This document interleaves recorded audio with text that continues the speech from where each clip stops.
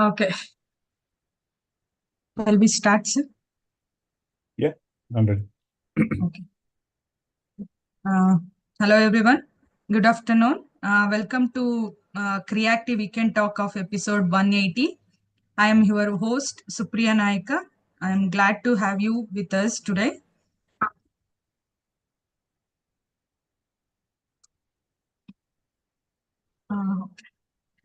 Uh, at Creative, we believe that learning should be open and full of curiosity. As a registered trust, we are here to encourage ideas, questions, and conversation that go behind just textbook and academics. Today, we are heading into the world of wildlife photography, a space where nature, patience, and creativity comes together. Our guest is Mr. Chaitanya Krishnan, Vice President and Head of the Consulting at SLK Software. While he works in the tech field, his passion lies in capturing beautiful moments in nature through his camera. His photos shows us wild animals, birds, and forest in a way we rarely get to see, full of life, emotion, and beauty.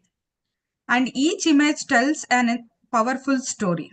In this talk, we are hearing about his journey and the challenges of wildlife photography and see some of his amazing pictures. We meet every Saturday from 3 to 4 p.m. on Zoom platform, and this session is live streaming on our YouTube channel Creative GBD. Feel free to watch it again and share it with anyone who loves nature or photography. Without further delay, I am handovering to the session to this Chaitanya sir.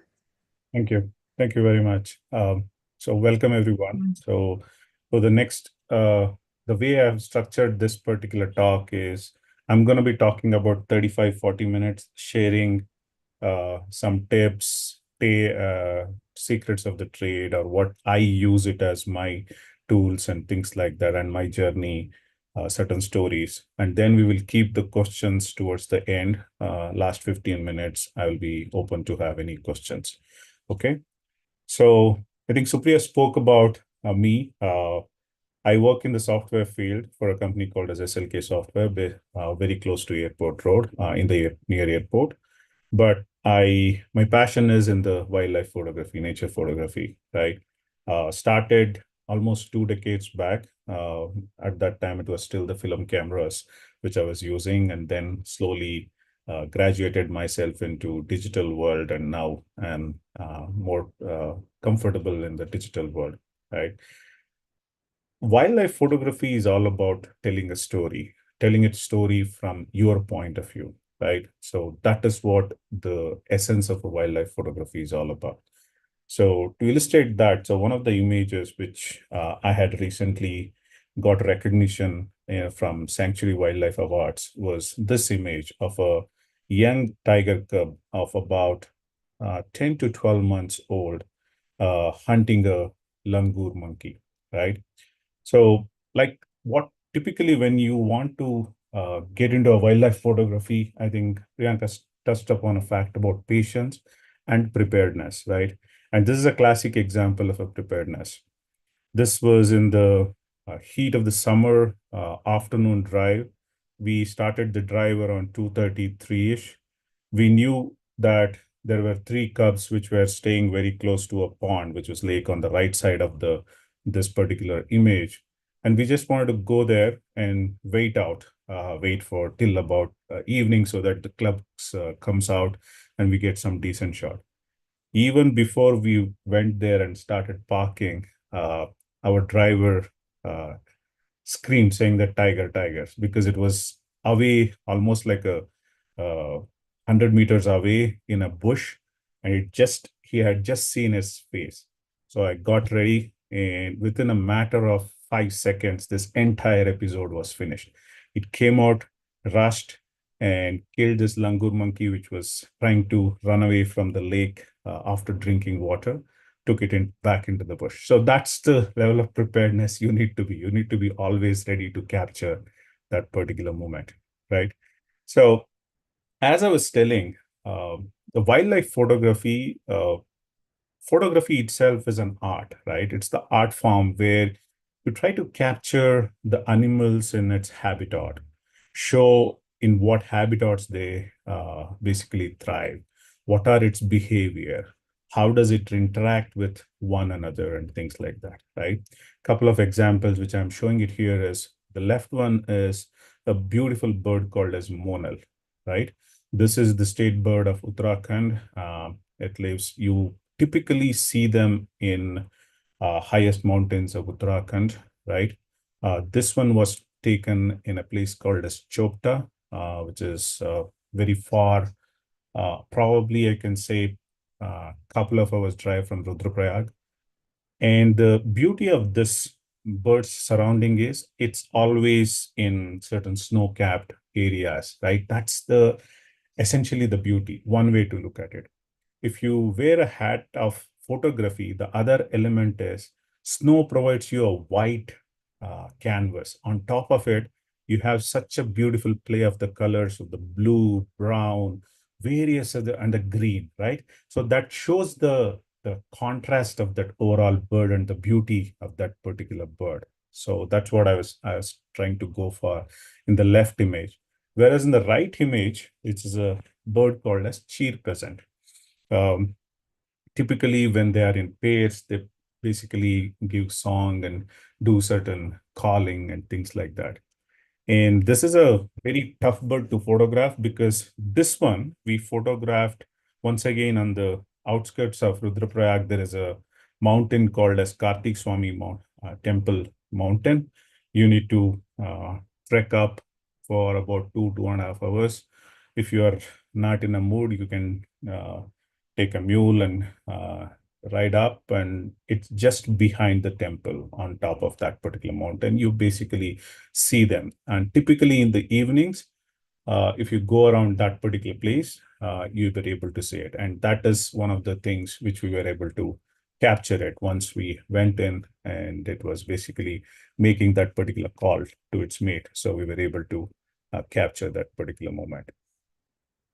So what do we need to be able to capture some decent images, right? Wildlife photography uh, is a art, and it has various different tools. Personally, I use SLR cameras, digital SLR cameras. I have two of them. One is Nikon T5 and another one is Nikon T500. The reason I carry two images is whenever you are on a safari, whenever you are in the field, it is very tough to change lenses because of dust, because of you are probably will miss the moment what you wanted to capture. So typically I carry two things. One will be fitted with a telephoto lens, another one with a wide angle lens, so that one I can go close to the subject and take a more closer composition, whereas a wide angle, if I want to show more of the environment in which a tiger or a bird or anything is living, I can do that. Even sometimes I use macros to photograph, for example, snakes, frogs.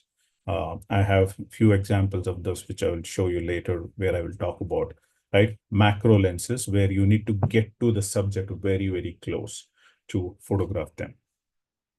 And a best friend for you in this wildlife photography is one is obviously a binocular, right?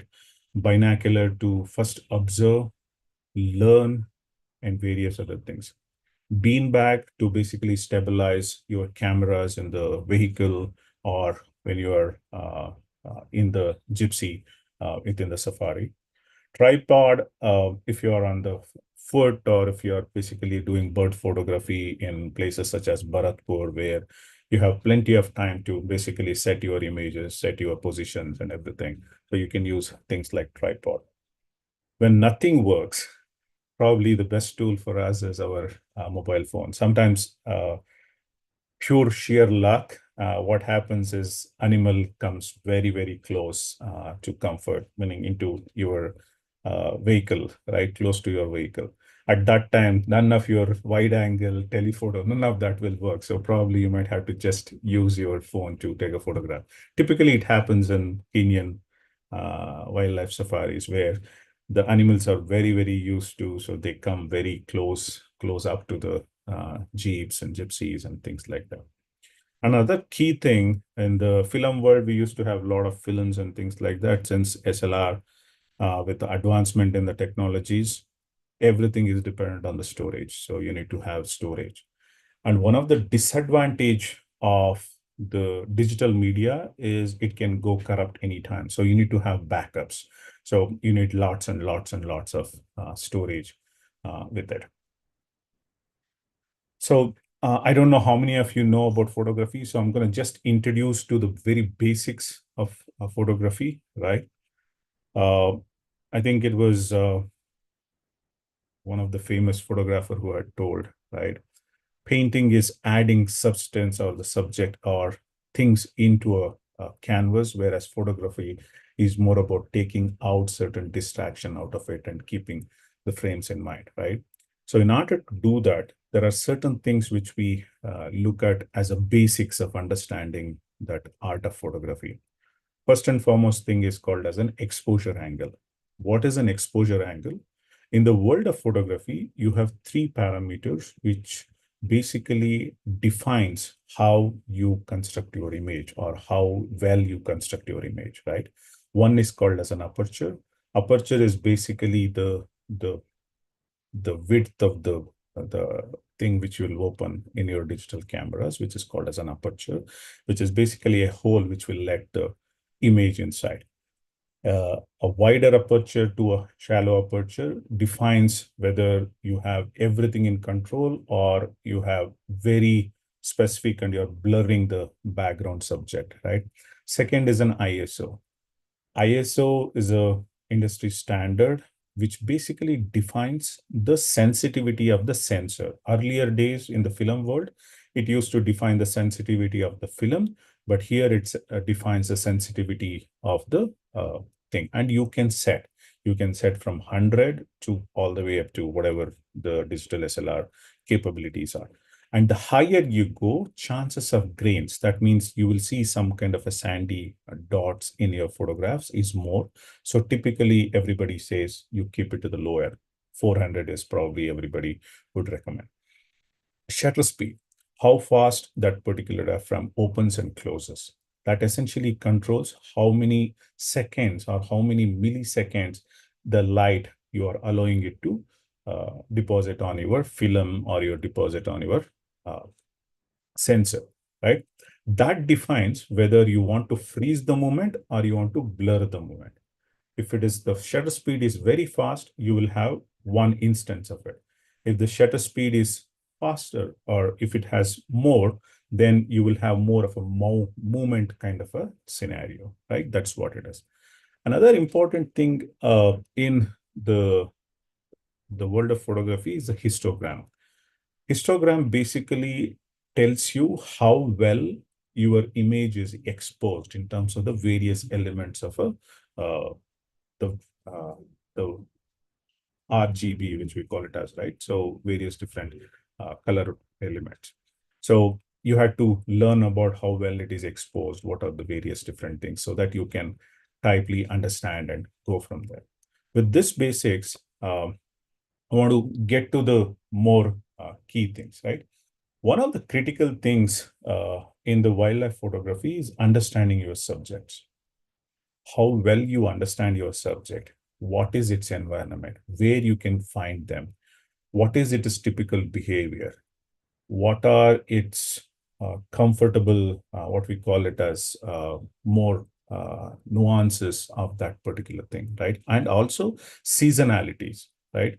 With respect to mammals, probably there will be little bit seasonality impact because of the park opening and things like that. But in terms of the birds, seasonality will become very, very important because you want to photograph them in their breeding plumage, or you want to photograph them during their migratory path, which is when they are visiting to their winter areas and things like that. There is various tools in the current internet world where you can use. There are two apps which I would probably recommend. One is called as a Merlin app, which is for birds. Both of them are for birds, eBirds and Merlin app. What these two apps does is, one, when you are getting started in photography of a bird, for example, and you'll probably may or may not know all the birds. One, it will help you to identify. You can probably take a photo and it will ask you a few questions about where did you take this photo, what was the date and things like that. Based on that, it will give you some recommendation. This is X bird or a Y bird or a Z bird, so that you can start understanding identification of the birds, which is more in the digital world. Similarly, eBirds is also a free application, free mobile application, which gives you, if you set, for example, to the Bangalore, it will tell in the Bangalore area where your location is there are around 235 birds. And you can basically, whatever the birds you are seeing in, you can make a list of it. You can submit that checklist and you can share. It's a community essentially, right? That's two ways. The classic way of learning is going through the books. There are plenty of books on birds, mammals, and things like that. Few books I'm mentioning it here, right? Classic books, you have Richard Girmert, Salim Ali. These books are wonderful to basically get an understanding of the subject and their behavior, calling pattern, and things like that. There are certain newer books which is published recently. For the second one, what you're seeing here, Birds of India. Beautiful book, more colorful photographs for you to recognize more easily and things like that. Vivek Menon's Indian Mammals is an excellent book to basically understand and also helps you to recognize. Most of the mammals everybody will recognize, but there will be certain mammals which will not be able to.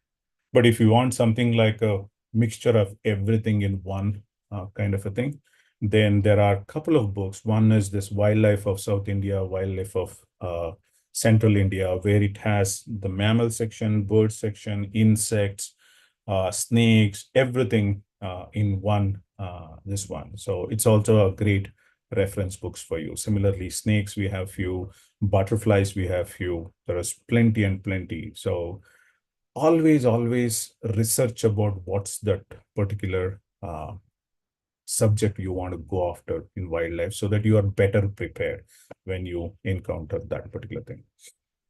And another key important factor in the photography is choice of the place. That essentially comes down to the planning of your wildlife trip, right? If you look at it, in India, we have close to 1,300 birds, 420 odd mammals, 300 odd snakes, many more butterflies, frogs. They are identifying new frogs even today in Agum Bay, new species and things like that. So it's always important for you to research about what you want to photograph and where do you want to go about it. Standard, if you are into mammals and you like mammals like tigers, elephants, leopards, any of the others, tiger reserves, best place to go on photographs. In Karnataka, we have three great ones, Kabini, Nagarole, Bandipur, even Bhadra, great places to go on photographs. The same places you can photograph even birds also. For example, Bhadra, because of the backwaters, amazing place to photograph ospreys, right? Herons, a lot of things during the winter, all of them will come. If you are not so aware of all these things, the best place to start is joining a community. For example, in Bangalore itself, we have multiple communities which talks about birds. For example, BNG Birds was one of the groups which was there. Now it has various different forms. One of the famous community, at least I follow very regularly, though I've not attended yet, of one of their sessions is a lady by name Deepa. She conducts weekend walks, bird walks.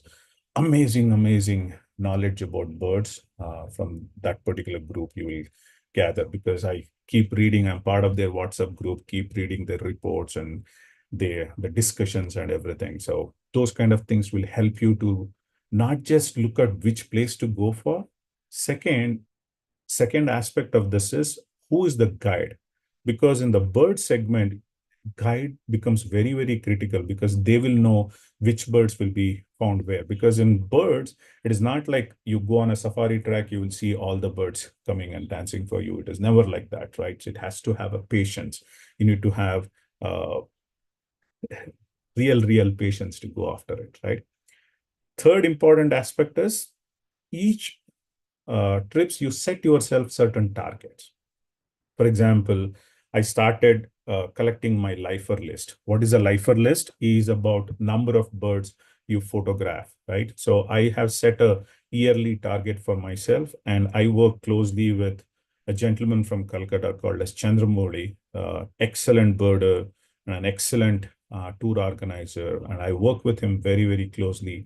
And I go on his trip to basically build on my these targets. And he has helped me to, though I was doing the photography from last 2 decades, I was never into counting how many birds I have photographed and things like that. So he basically helped me to get into that side of the world wherein which you need to start identifying, document which birds you have photographed. Have you photographed it in non-breeding plumage or a breeding plumage, and basically build that portfolio for yourself, right? So he has helped me shape that thought in terms of that.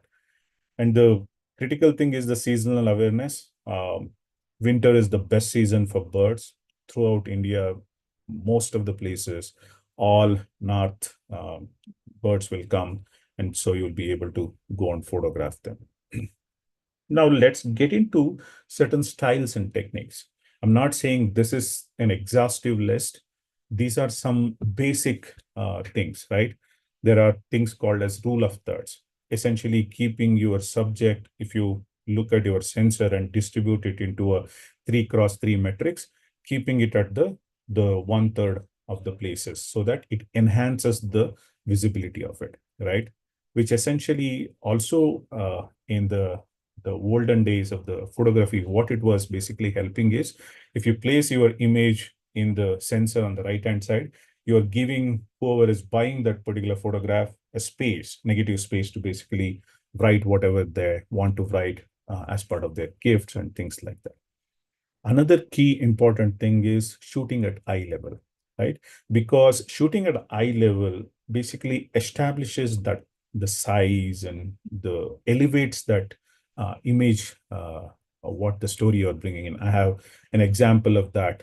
If you shoot from top, bottom, and at a eye level, how that varies, right? Another key important technique is called as an high key and a low key, which I will talk about it with an example. Silhouettes is an excellent a medium to basically tickle your creative side of the brain, to compose it in a silhouette manner and see how does the overall thing play around. And always showing the behavior, showing the environment in which that particular animal or a species is there. It's always important. It's always important to avoid clutter. Any kind of a clutter will basically reduce the quality of the image. When I say quality here, it is not about how many MBs and things like that, but how well it is constructed. That's what I am talking about it. And only in photography, I just want to make this very clear. Yes, there are techniques, styles, and rules, etc. But in order to be very creative, you need to break certain rules to develop your own taste, develop your own areas of doing it, right? Now, let me talk about a technique called as a pre-visualization.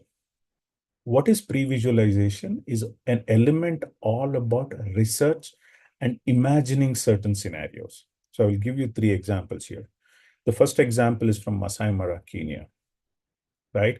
So we were driving. It was almost 11:30 or 12 in the afternoon. Sun was very, very harsh on that day, very hot. So this baby giraffe was basically resting on the ground, and the mother was standing a little bit further, right? So the baby was here and the mother was here. We were here. And I imagine myself to photograph the baby between the legs of the mother. So I asked my driver, Leo, to move to this side to basically frame it such a way that the baby is comes between the legs of the mother to show a story of the mother and a child, kind of a thing. So that is the pre-visualization technique for the first one. Second one is more during the sunrise. Typically in Mara, the best time to photograph is the mornings and evenings because of an amazing golden hue and the light, right? And we were shooting this particular, there was no zebras, nothing on that day. So I was just using this particular tree as a backdrop to give you some kind of a scale of the magnitude of the Mara landscape. And I was kind of done with that shot, and I was basically relaxing and checking out any other subjects. And I was seeing two Egyptian goose flying. So I set myself so that it crosses my way and able to position in such a way that I can see the bird silhouette as well as the tree silhouette with the sun in the background. The third image is from my favorite place, Bharatpur, in Rajasthan, on the outskirts of Agra, so up north, right? Evenings, most of the bird sanctuaries, one of the typical bird behavior is as the evening sun starts coming, they all start gathering at their favorite places to roost for the evening.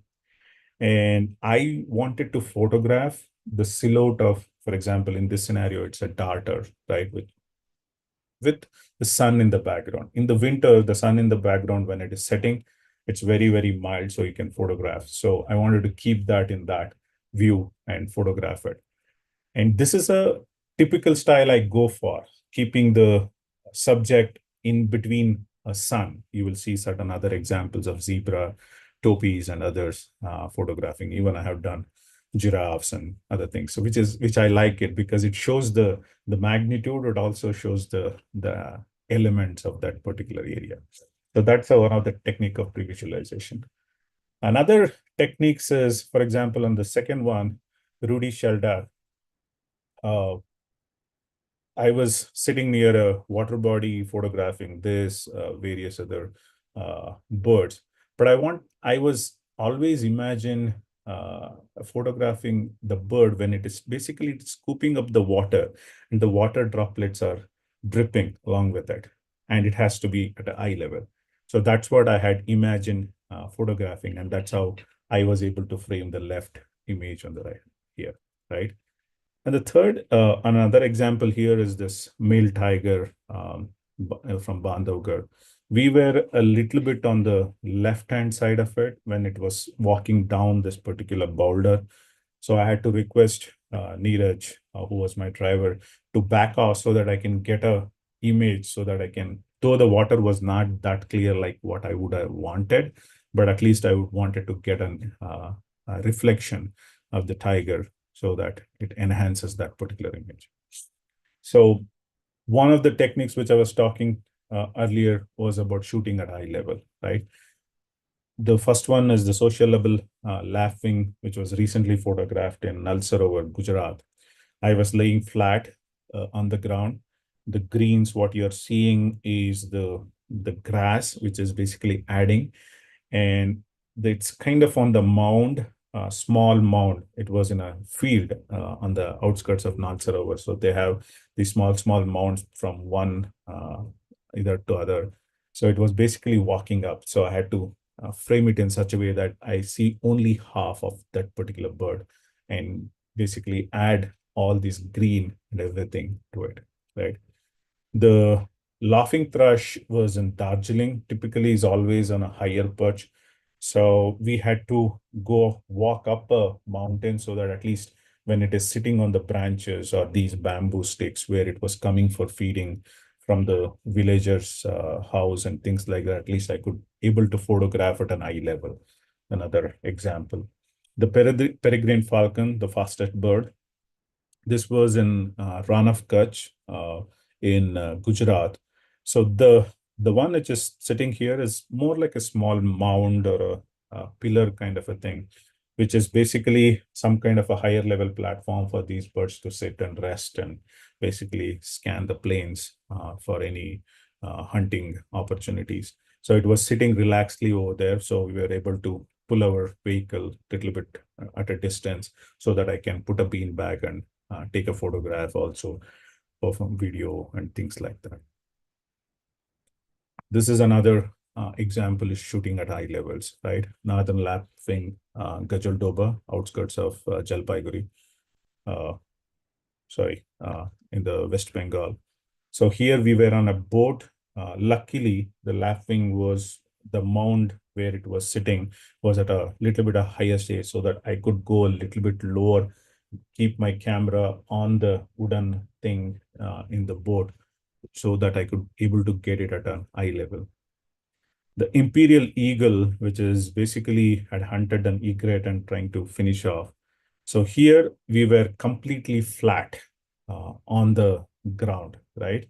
So it's a technique, crawling technique. So you have to basically park your vehicle far away and crawl closer so that one, the bird doesn't get wind of that we are coming in closer and we are threatening them or anything of that sort. Second, it also gets comfortable. So you had to crawl with your typically what you see in all the armies and things like that. So we needed to crawl a long distance and take this level of photographs to shoot it at an eye level for this. Here is the one example which I was talking about how positioning of your camera in comparison to the species will change the thing what I'm talking about. This is the same tiger and it's the same instance, right? Luckily, this tiger is called as Baras. It basically followed our vehicle for close to about 45 minutes. We were in the front and it was basically walking on this particular safari track. In the first image where you're seeing it on the left image, right? The tiger is in, it's kind of an uphill. So we had to park our vehicle a little bit far up and we were seeing down. So that's why you're seeing it, the smaller size of the kind of the bird or the animal gets smaller, tiger. Whereas the second one, we were almost the similar level, but still far, similar level. So you are seeing probably at the same thing. This is the rightmost one, which is the camera lower label, right? This is where the tiger was at a higher elevation and our gypsy was at a lower elevation. So you're seeing much more the magnitude and the higher this one, right? These are the examples of a high key and a low key images, which we typically got in. So high key images are primarily where when the subject is in the bright background, like a bright sky and things like that. So in order to not make it silhouette, you need to do what we call it is a plus exposure. So this lesser fishing eagle, which I took it in Thattekad, was using that kind of a technique. The Malabar starling is a more of a low-key image, wherein which the subject is in bright, whereas the background is a little bit is in a shade and things like that. So I can do a negative exposure and make this more blacker, the background more blacker, so that it enhances the actual subject, right? So I'm going to take another 10 minutes. I think we are at 35. I'm seeing certain messages coming in. I don't know whether these questions. So once I finish these things, then we'll get to the questions. So these are the examples of the macro subjects which I was talking to you about. Agumbe, which is in Karnataka, it's an excellent place. It's actually a heaven for any macro subjects, right? One of my dear friend Purna introduced me to this place, and I had done a couple of trips with them where I was able to photograph these things, right? That area is so diverse and so many new species, you'll be amazed. And typically these subjects, macro subjects, most of them happens after the sundown. So you need to have a proper flash, radiant diffuser, and a good headlight and things like that so that you can see a surrounding and things like that, right? Blue-eyed bush frog on the left-hand side is a similar thing. It's a very, very small frog, so I had to be very close for it. This middle image is a cicada, which is basically coming out of its mold. I was at a distance because I had already taken a photograph, but they were still putting their torch to take certain photographs to at least get the camera focusing before they start flashing. So I was a little bit away, so I was able to get these image rather than more of a macro image. The third one is a green vine snake, very beautiful, very slender snake. So here it is basically moving away. It was on a branch and it was trying to move away. Since it is it is typically in a bush, most of it is more of using the low-key concepts. It was more, I could do a negative exposure and do a flash negative exposure to make it a little bit darker background so that the image itself or the snake itself gets elevated, right? Here are the other two images. Malabar pit viper, and Travancore wolf snake. Same place taken in Agumbe. Another technique, or typically where you can think about, is the reflection, right? This Eloid babbler is what I took in on Kanakpura Road.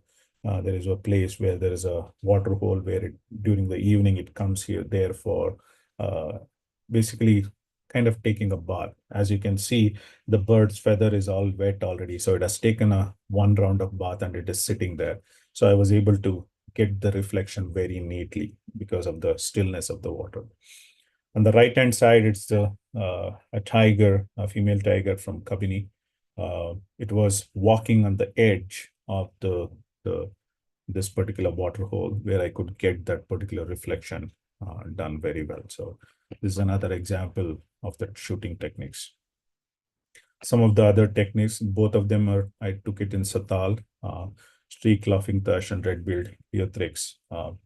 Typically, wherever you go in the parks or things like that, if there is a water, and if you see the species, either a bird or a mammal, look for a reflection. Always look for a reflection.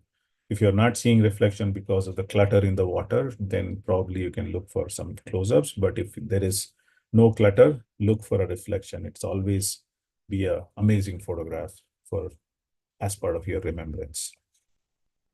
Always avoid clutter. Look for a clean background wherever possible, right? So these images, two of them, I took it in Coorg in one of the coffee estate. The other one is in outskirts of Pune. There was a temple on it, and this particular bunting was sitting on a boulder. So I would able to basically blur the entire background because of the f-stops and get that nice, neat images in terms of avoiding clutter, right? Similar things, Malabar parakeet, all of them, I took it in Shivamogga itself and the Hosanagara, outskirts of Shivamogga, where it's a little bit of a jungle and has certain heights where you can go and photograph these beautiful birds with a clean, neat backgrounds. When there are clutters, this is where you need to break the rules, right? You can take advantage of it. For example, this one in Big One, the green, what you're seeing is the grass, which is, this is the valley. You have the grass on the left-hand side. That side is all boulder where this particular owl was sitting. One way to probably photograph is probably stand up a little bit so that I can photograph the owls better. That I had done plenty. I wanted to show a little bit of a different thing. So something, I was imagining something, if it was a brown kind of a grass, something like a fire, but since it was a green, I went with this kind of a thing, wherein which I had to place my camera on the lab and go down a little bit so that I can get a little bit of it and not distracting the actual image of the owl looking directly at me. So this was, sometimes you can take it into our advantage. On a good day, I would have avoided the stick which is sticking here next to it and things like that. But that's the elements we cannot avoid in a wildlife things. Silhouettes is another, as I was telling you, my favorite genre to play around with. All of them were taken in Bharatpur. This is one space. The left one is one place which I had found out about this particular place and where this particular cormorants come and do it in the previous day. So the next day I went there at around 4:30, even before the crowd comes in and settled down. It was a little bit away from the primary set of groups. So I had to wait almost like 45 minutes and burn my retina also, because this is still not completely down. This is not like 5:30, 6 o'clock sun. This is still about 5 o'clock, so which was still a little bit bright. So I had to do a negative exposure of close to -2, -2.5, and things like that. Similar examples on all other things here.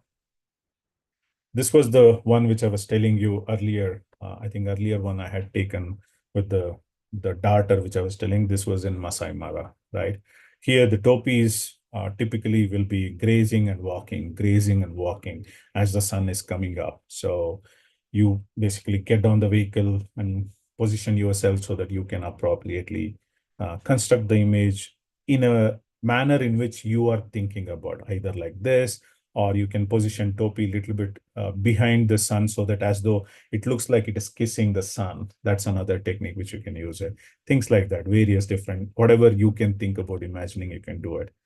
This is another way wherein which still half. So I just wanted, both of them were there. I couldn't avoid the second zebra. So, okay, so let me do more of these. So this is another technique.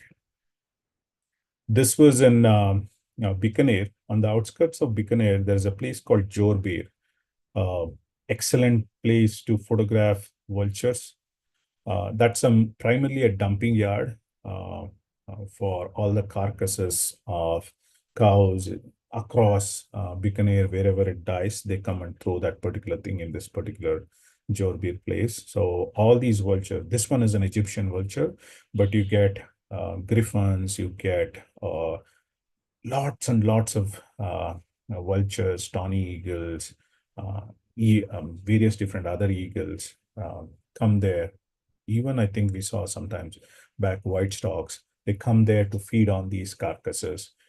And during evening, there are these kind of I wouldn't call it as a platform, but these are dead trees which are around these dumping yard, where typically these vultures will go and roost for the day.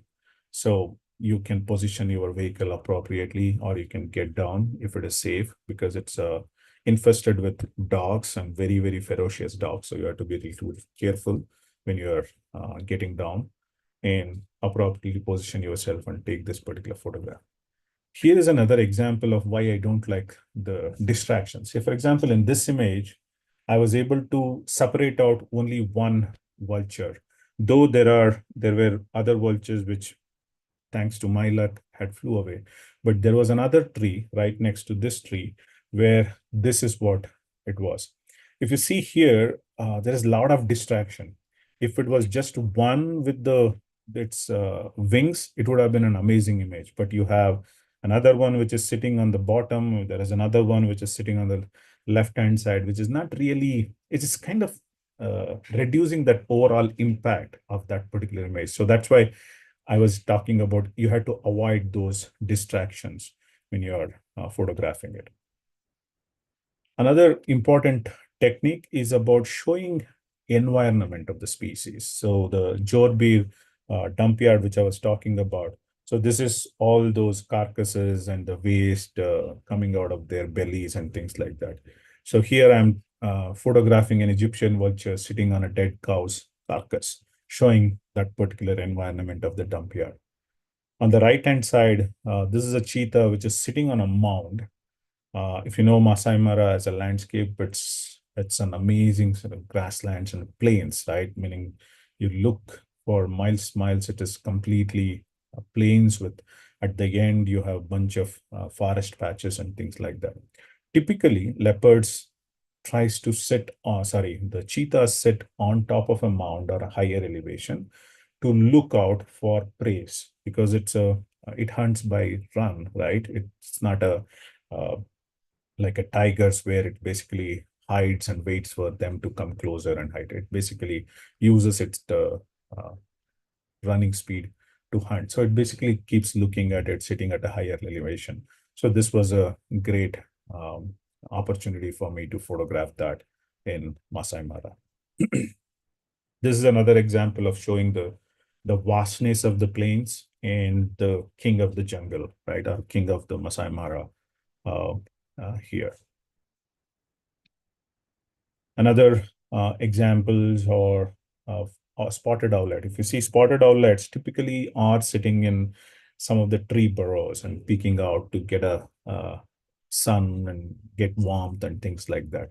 And this curious bird was sitting, I think it was in the beginning of the forest in Bharatpur, where I was able to photograph. This was on the way back because you are seeing the sun from this side. So it was more on the way back out.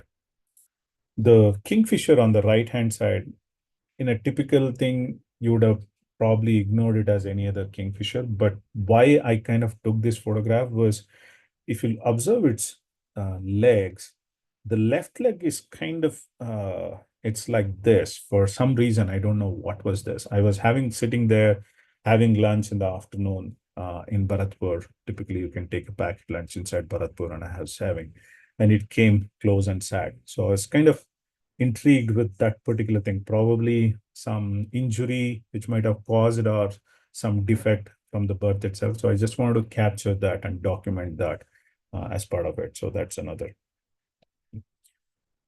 Showing key behavior traits, right? What they do typically. So this was a bird called as black-backed dwarf kingfisher, also called as ODKF, Oriental dwarf kingfisher. During monsoon, their chicks are getting, the eggs have given, are started breaking and the chicks are started coming. So they need to start taking food so that helps them grow and things like that, right? So it keeps going hunting small frogs, lizards, various different things, and keeps flying back to its nest. In the outskirts of Pune, very close to Navi Mumbai, there is a place where you can observe this particular behavior. And they have made a nice hide for you to go and sit and experience this particular behavior of this particular bird. So that is what I'm trying to show here. Another one is here in these two scenarios, these two birds have a peculiar way to fly. They don't sit and directly fly, right? They basically run on the water for a couple of seconds and then take off. So I just wanted to show that particular pattern. For example, common coot, when it is running, it's basically having these water splashes throughout before it either takes off or lands. Similarly, the bar-headed goose, when it is flying away in the Chambal River, it keeps doing that before. It's kind of looks like it is running on the water, kind of a feel. So that's what I wanted to go for. Our red-whiskered bulbul, pretty standard bird across. Here is another great example of showing the calf, right? Elephant calf with its mother and communicating that message of the bondage between mother and a child. Another important technique is in terms of the panoramic views. If you're using your mobiles, most of the modern mobiles has a panoramic view. In the SLRs, typically what we do is we take multiple photographs and then we use tools such as Photoshop to basically merge it. In this particular scenario, I took, as you see, these black lines. Those were the multiple individual images, which you have to take it and do it in the Photoshop. You have to basically stitch it. Some best practices in terms of photographing. This example is more of a tiger in terms of how do you basically look at it from its comfort circle, right? And you try to avoid that you be the comfort of the tiger. You can see, and you see the jeep here. As soon as it's coming closer, that's its and obviously it becomes comfortable.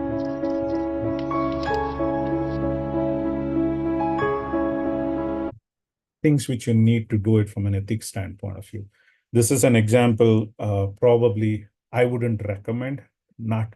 So this is an example of things what you should be doing. Imagine you are stuck here behind this particular tiger like this, like a crazy Bangalore. Try to avoid it, get out of these kind of situations. For two reasons. One, you are basically causing stress to the animal, right? As you can see, she's looking at backwards every few seconds because it's not comfortable. People are coming closer. We have to tell them that you have to go back. You cannot be coming closer. So things which you should be kind of avoiding when you are in safari. Sometimes in the excitement, all of us try to do it, but pay attention to these kind of things so that you don't cause stress to the animals. Okay, right?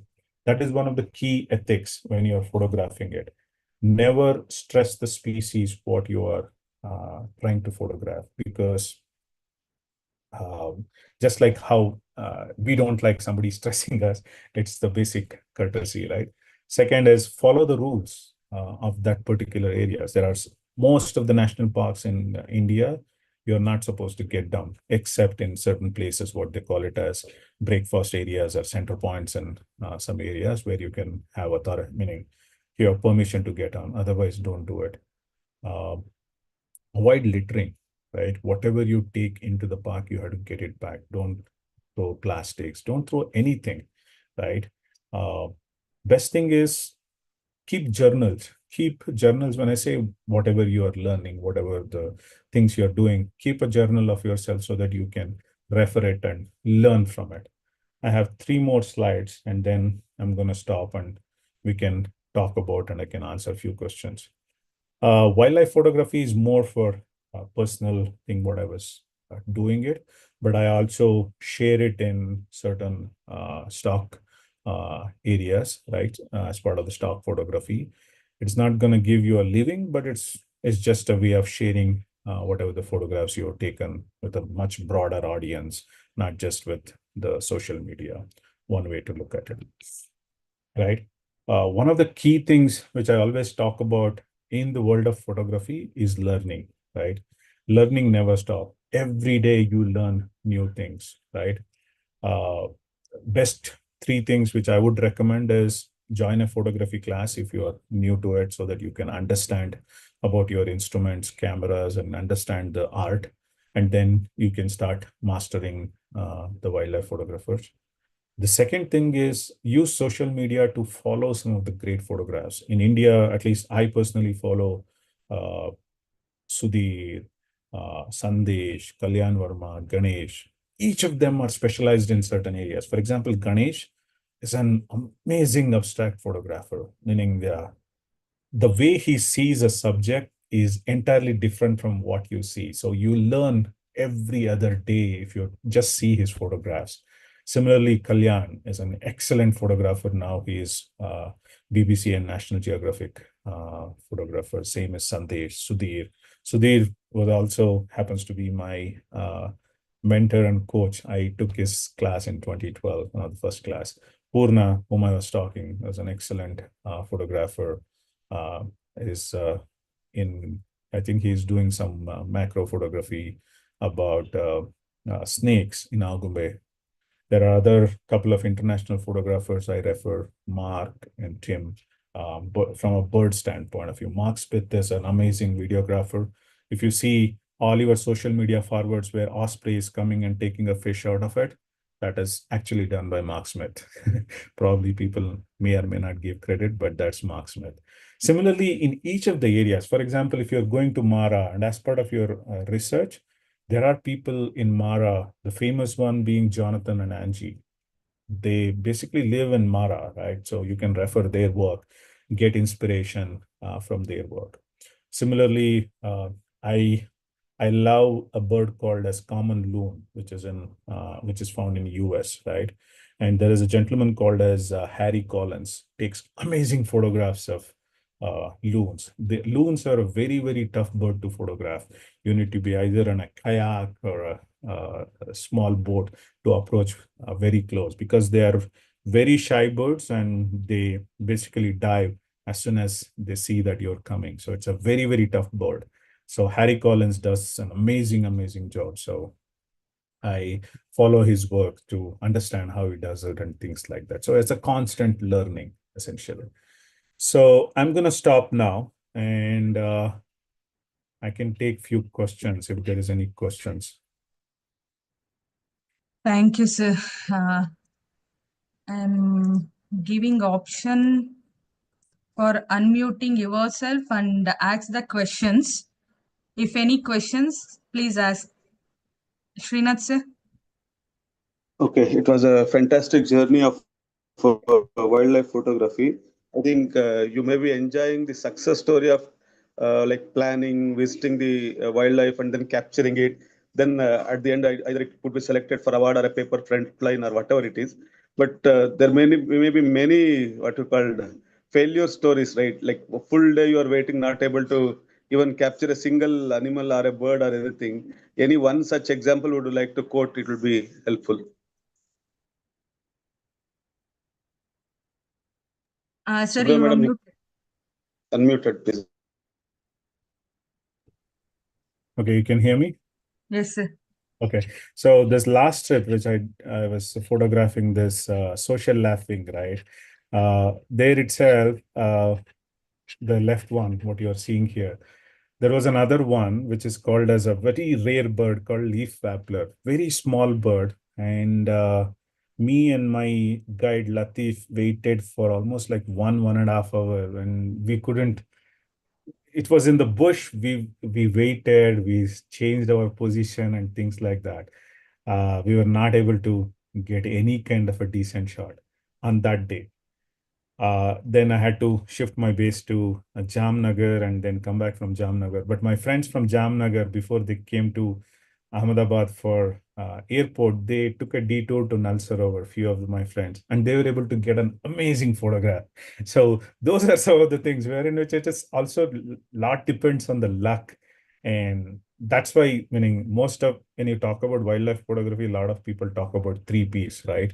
It's all about preparation, patience, and perseverance, meaning you need to keep on doing it and have a lot of patience. It might so happen that you would have spent an entire day. For example, in most of the places, you would have spent an entire day in Bharatpur, for example, from sunrise to sunset.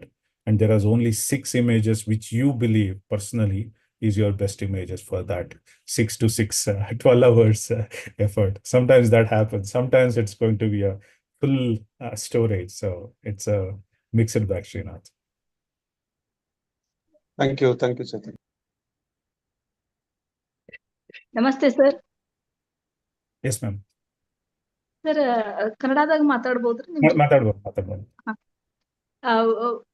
Photographer ಬಹಳ ಒಳ್ಳೆ hobby ಮಾಡ್ಕೊಂಡಿರೋದು. ಹಂಗೊಂದ್ ಪ್ರಶ್ನೆ ಏನಪ್ಪಾ ಅಂದ್ರೆ, patience, ಸಮಾಧಾನ, ತಾಳ್ಮೆ ಇದ್ದವ್ರ ಅಷ್ಟೇ photographer ಆಗ್ಬೇಕು, ಏನ್ ಫೋಟೋಗ್ರಾಫರ್ ಆದ್ಮೇಲೆ ಇದೆಲ್ಲ ಡೆವಲಪ್ ಆಗತ್ತ? ಅದು ನಿಮಗ್ ಬಂದ್ಬಿಡುತ್ತೆ ಮೇಡಮ್. ಹೌದಲ್ಲ? ಅಂದ್ರೆ ಅದ್ ಹೆಂಗ್ ಹೇಳಿ, ಕೆಲವು ಸತಿ ಇಲ್ಲ, ನಾವೊಮ್ಮೆ ಶಾರ್ಟ್ ಟೆಂಪರ್ ಆಗಿಬಿಟ್ಟಿರ್ತೇವ್ರಿ ನಾವ್ರಿ. ಅಲ್ಲ ಅದಾಗುತ್ತೆ. ಬಟ್ ಏನಾಗುತ್ತೆ ಅಂದ್ರೆ ಒಂದ್ಸತಿ ಎಸ್ಪೆಷಲಿ ನಿಮ್ಗೆ ಆ ಪೇಶನ್ಸ್ ಬಂದ್ಬಿಡುತ್ತೆ. ಕೆಲವು ಸತಿ ಏನಾಗುತ್ತೆ ಅಂದ್ರೆ, ನೀವು ಈಗ ಎಸ್ಪೆಷಲಿ ಇದೆ ಯಾವಾಗ ಆಗುತ್ತೆ ಅಂದ್ರೆ, ಹುಲಿ ತೆಗಿಯಕ್ ಹೋಗ್ತಿರಲ್ಲ ಫೋಟೋಗಳು, ಅವಾಗ ಇಡೀ ದಿನ ಕೂತಿರ್ತೀರ ಕೆಲವು ಸತಿ, ಅಥವಾ ಒಂದ್ಸತಿ ಫುಲ್ ಡೇ ಸಫಾರಿ ಅಂತ ತಗೋತೀವಿ. ಬೆಳಗ್ಗೆ 6 ಗಂಟೆಗೆ ಹೋದ್ರೆ 6 ಗಂಟೆ ಹೊರಗಡೆ ಬರ್ತೀವಿ. ನಿಮ್ ಬ್ಯಾಡ್ ಲಕ್ ಏನಾಗುತ್ತೆ ಅಂದ್ರೆ, ಅವತ್ ಒಂದು ಹುಲಿ ಹೊರಗಡೆ ಬಂದಿರಲ್ಲ. ಐದರ್ ಬಿಕಾಸ್ ಇಟ್ ಇಸ್ ಕ್ಲೌಡಿ, ಏನೋ ಒಂದ್ ಹಾಕ್ಬಿಟ್ಟು ನಿಮ್ಗೆ ಏನು ಬರಲ್ಲ, ಅವತ್ತೇನು ಮಾಡಕ್ಕಾಗಲ್ಲ. ಅದು ಬಿಕಾಸ್ ಅದು ನೀವು ಅದನ್ನ ಗೆಸ ಮಾಡ್ರಂಗ ಹಂಗೂ ಆಗಿರ್ಬೋದು. ಒಮ್ಮೆ ಏನ್ ಬೇಕಾರ ಆಗಿರ್ಬೋದು. ಅದು ಏನು ಮಾಡಕ್ಕಾಗಲ್ಲ. ಅದನ್ನ ನಮ್ಗೆ ಅವತ್ತಿನ ದಿನಕ್ಕೆ ನಮ್ಗೆ ಅದೇ ಅಷ್ಟೇ ಫಲ ಅಂದ್ಬಿಟ್ಟು ಸುಮ್ನೆ ಒಳಗಡೆ ಇದ್ದೆ, ಆ ನೇಚರ್ಲಿದ್ದೆ, ಆ ನೇಚರ್ನ ಎಂಜಾಯ್ ಮಾಡಿದೆ ಅಂತ ಅನ್ಕೊಂಡು ಹೊರಗಡೆ ಬರ್ಬೇಕಾಗತ್ತೆ. Chaitanya, she is a President Medal winning teacher from Bagalkot. She is a Sapna school teacher from Bagalkot. Just for your information. Very, very nice. ನಮಸ್ತೆ ಸರ್. ನಾ ಬಹಳಷ್ಟು ಫೋಟೋ ಚಂದ ಇದ್ದಿದ್ದು ಎಲ್ಲ ಕಲೆಕ್ಟ್ ಮಾಡ್ಕೊಂಡು ಇಟ್ಕೊಂಡಿರ್ತೇನ್ರಿ. Nice ma'am.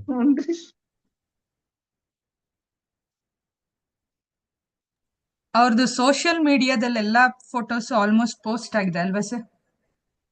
ನಂದು ಮೋಸ್ಟ್ ಆಫ್ ಇಟ್ ನಾನು ಶೇರ್ ಮಾಡಿರ್ತೇನೆ. ಅಂದ್ರೆ ನನಗೆ ಯಾವುದು ಚೆನ್ನಾಗಿದೆ ಅನ್ಸುತ್ತೆ, ನಾನೇನು, ಯಾಕಂದ್ರೆ ಕೆಲವು ಸತಿ ಏನಾಗುತ್ತೆ ಅಂದ್ರೆ, ನಾನು ಅದೇ ಹೇಳ್ತಾ ಇದ್ನಲ್ಲ, ಈ the last 2 things which I was talking to you, when I am talking to you about these 2, ಇದೆಲ್ಲ ಬೇರೆಯವ್ರಿಗೆ ಏನ್ ಇಷ್ಟ ಆಗ್ಬಿಟ್ಟು ದುಡ್ಡು ಕೊಟ್ಬಿಟ್ಟು ತಗೋತಾರೆ ವರ್ಸಸ್ ನಿಮ್ಗೆ ಏನ್ ಇಷ್ಟ ಆಗುತ್ತೆ ಅನ್ನೋದಿರುತ್ತಲ್ಲ, ಅದು ತುಂಬಾ ಡಿಫ್ರೆನ್ಸ್ ಇರುತ್ತೆ. ಅದು ಅವ್ರಗಳ ಏನೋ ಒಂದು ಇದಿಟ್ಕೊಂಡಿರ್ತಾರೆ. ಐದರ್ ಅವ್ರ ವೆಬ್ಸೈಟ್ ಅಲ್ಲಿ ಅದನ್ನ ತೋರ್ಸಕ್ಕಿರ್ಬೋದು, ಅಥವಾ ಬೇರೆ ಏನಾದ್ರು ತೋರ್ಸಕ್ಕಿರ್ಬೋದು, ಅಥವಾ ಅವ್ರ ಟೂರಿಸಂ ಮಾರ್ಕೆಟ್ ಮಾಡಕ್ಕಿರ್ಬೋದು. ಸೊ ಡಿಫ್ರೆಂಟ್ ಇದಕ್ಕೆ ಅವ್ರು ದುಡ್ಡು ಕೊಟ್ಬಿಟ್ಟು ತಗೋತಾರೆ. ವೆರಸ್ ನಿಮ್ಗೆ ಅದೊಂಥರ ಖುಷಿ ಆಗಿರುತ್ತೆ. ಫಾರ್ ಎಕ್ಸಾಂಪಲ್, ಇದು ನನಗೆ ತುಂಬಾ ಖುಷಿ ಆಗುತ್ತೆ. ಈ photo very common bird, you will see ಎಲ್ಲಾ ಊರಲ್ಲೂ ಇದೆ ಆಲ್ಮೋಸ್ಟ್. ಇದೊಂಥರ ನಂಗೆ ಖುಷಿ ಆಗುತ್ತೆ. ಬಟ್ ತುಂಬಾ ಜನಕ್ಕೆ ಈ ಫೋಟೋ ಅಷ್ಟು ಇಷ್ಟ ಆಗಲ್ಲ. ಸೊ ಅದಕ್ಕೆ ಆ ತರ ಡಿಫ್ರೆಂಟ್, ಒಬ್ಬೊಬ್ಬರದ್ದು ಟೇಸ್ಟ್ ಇರುತ್ತಲ್ಲ, ಅದು ಒಬ್ಬೊಬ್ಬರ ಟೇಸ್ಟ್ ಮೇಲೆ ಡಿಫ್ರೆಂಟ್ ಆಗುತ್ತೆ. Girish, you have anything? You are also wildlife photographer. Girish, Can you interact? Baswaraj has some question, Supriya madam. Please in the box, or else you allow him to ask. Basura sir. Yes, ma'am. Okay. Good evening, sir. Good evening, Chaitanya Kumar, sir. Sir, I have got a few questions. Some photographs have seemed to have been taken in the dark. For such situations, are you employing infrared photo shooting also during dusk time? And how good are the photographs you get after developing them? I mean, the success rate. No, are you referring to these photographs, sir? Yes, exactly. No, these are not infrared. Infrared is typically you will get it in a black and white. So Yeah. if you want to see infrared, no, there is a gentleman called as Aditya Dicky Singh. Okay. Colombo. He used to do amazing infrared photographies, and he's also a great tiger photographer. So these are silhouettes, what we call it as a silhouettes. ಏನ್ ಮಾಡ್ತೀವಿ ಅಂದ್ರೆ ನಾವು ಇದನ್ನ ತೆಗಿಬೇಕಾದ್ರೆ ಸರಿ the subject is little dark ಅಲ್ಲ ಅಂದ್ರೆ topi is dark, whereas this sun is a bright. So if you remember, I was talking to you about the exposure triangle, right? Yeah. So what I do is I do a negative exposure. There are stops, meaning when you learn photography, you will have stops, what we call it as. So I expose it 2 stops down. So when I do 2 stops down, you basically, wherever there is no light, adella dark agutte. Wherever the light is there, that remains, and it will not be very glaringly bright. So aವಾಗ image ಒಂದು ಸ್ವಲ್ಪ enhance ಆಗುತ್ತೆ. Yes. Sir, a few more questions are there. Can I go ahead? Sure. Sir, some of the photographs are thrilling, really. But taking shot of a tiger at its eye level is romantic. All right. But what is the risk involved? And how you assure your protection, your own protection? Sir, especially in the tiger photography, there are some basic things which we need to follow. One is most of the tigers are the animals in the wildlife reserves. I wouldn't call that for the elephants, because elephants are very unpredictable, are very used to vehicles, gypsies. As long as you are in the gypsy, you are completely safe, right? Let me put it, most of the time. Yes, there are certain instances, very, very, very rare instances of tiger chasing a gypsy and things like that. Second, I was telling you, one of the important element is the guide, which you need to research about, right? Because these guides are very critical to your planning, because one, they know that particular subject very well. That means without they reacting, the animals reacting, they know what are things happening, right? Right? So they know how they behave. They know what is making them uncomfortable. They know, are they comfortable with me being present and things like that, right? So that is what you need to do. Third is basic, ನಿಮಗೆ ಗೊತ್ತಾಗುತ್ತೆ sir, common ಅಂದ್ರೆ ಈಗ for example tiger is also a cat. ಇವಾಗ ಮನೆ ಬೆಕ್ಕು ಕೂಡ ನೀವು ಅದನ್ನ ಮೂಲೆಗೆ ಹಾಕ್ತು ಅಂದ್ರೆ ಅದು ನೀವು ಅದರ ಓನರ್ ಆಗಿದ್ರೆ ನಿಮ್ಗೆ ಹೊಡೆಯುತ್ತೆ, ಒಂದು ಹೊಡೆದು. ಬೇಸಿಕಲಿ ಏನಂದ್ರೆ you should not restrict its movement. You basically give him enough space, you be away. That is why we use these long lenses called telephoto lenses, right? 600 mm, 800 mm, so that we give enough distance. Safe distance. So they don't get our presence, they don't feel our presence. So it's more of that. Okay. Sir, some of the photographs have blurred backgrounds and some have clear backdrops done selectively. Could you please tell how you achieve this one? Selectively, you put blurred backgrounds and sometimes... This is you're talking about this and this, Allah? Yeah, some of them have got clear backgrounds, like the snow mountain that you showed, all this. Snow mountain, probably, I think you were talking about this one. No, sir. Some other side, it doesn't matter. So that is also once again a technique which is basically boils down to our exposure triangle. In exposure triangle, there is a concept called as an aperture, right? It's a lower number aperture, for example, f2.8 and things like that.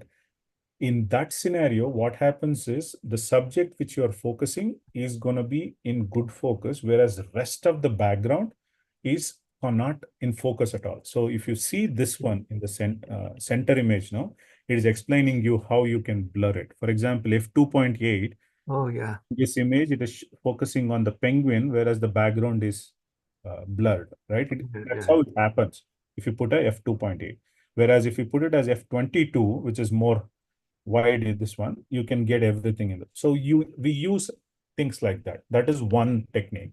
Second technique is, it's more than a technique, it is the positioning of that particular subject itself. For example, if you look at this image, right, the background is like this because I am sleeping on the ground and I am photographing from the ground. So essentially what you're seeing here as the gray is the sun, right? Whereas here, if you look at it, this is a very large lake comparatively. So though I am very low, so you are seeing that kind of a background. So you can selectively look at what do you want to photograph and things like that.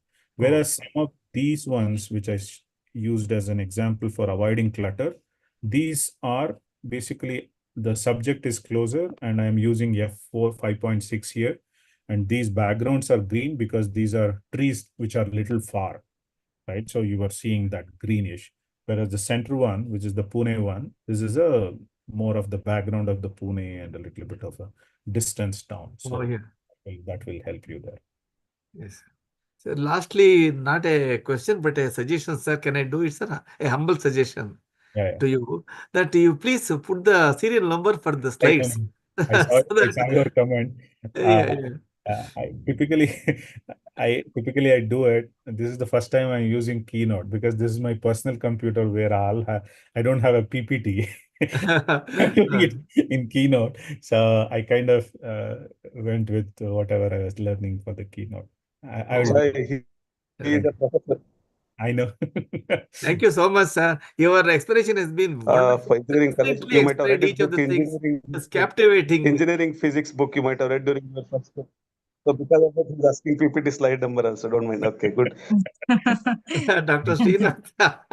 Okay. Thank you very much, sir. Thank you. Thank you, Dr. Srinath. Thank you. Any questions? Okay. I think we can wind up here. Thank you very much, sir. It was very neat and colorful photography. We enjoyed your talk, sir, and very informative also. Thank you very much. We can see one comment. Your calm and quiet presentation is too fine. Yes, sir. Thank you, sir. Thank you very much, everyone. Okay. Nice. Thank you, one and all, for joining us. Let's meet on next Saturday.